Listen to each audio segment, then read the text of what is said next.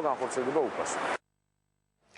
მოსახლეობასთან შეხვედრას განაგრძობენ ქრისტიან-დემოკრატები. საბურთალოს მაჟორიტარობის კანდიდატი ნოდარ სარჯველაძე პეკინის 41-ში მცხოვრებ დევნილებს შეხვდა. მოსახლეობასთან შეხვედრა გამართა მარჯანიშვილის მეტროსთან ჩუღურეთის მაჟორიტარობის კანდიდატმა კახა ბასილიამ. ჯაბა სამუშიაკი თემქაზე შეზღუდული შესაძლებლობების მქონე ვალერი თბიაშვილის ოჯახში იმყოფებოდა. სამგორის მაჟორიტარობის კანდიდატმა მაგდა ანიკაშვილმა ვარკეთილში მრავალშვილიანი სოციალურად დაუცველი გუდაძეების ოჯახი მოინახულა. დიდუბის მაჟორიტარობის კანდიდატი ზურა ხაჭიძე პაჭაძის ქუჩაზე მდებარე სკოლაში მოსახლეობას შეხვდა. ქრწანისში მდებარე ავარიულ სახლებთან დაკავშირებით ფოტო გამოფენა მოაწყო ზაზა გაბონიამ.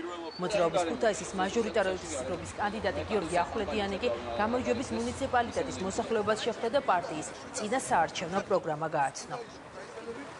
ესოეთ ამაზე მექნება პრიორიტეტი ჩვენს ქვეყანაში და ქუთაისში პრიორიტეტი იქნება პირველ რიგში ჯანდაცვა და მისი ხელმისაწვდომობა, სოციალური პრობლემატიკა, განათლების ხელმისაწვდომობა, მცირე და საშუალო ბიზნესის განვითარება დასაქმებისათვის და რა თქმა უნდა, ძალიან მნიშვნელოვანი არის იმ სამართლიანობის აღდგენა, რომელიც უპირველეს ყოვლისა ადამიანებისათვის ძალიან მძიმე მდგომარეობას ქმნის ტარიფების უსამართლობასთან მიმართებაში. ამიტომ აი ეს ბრძოლა იქნება წარმართული და ამ ბრძოლის დასაწყისი იქნება 1 ოქტომბერი.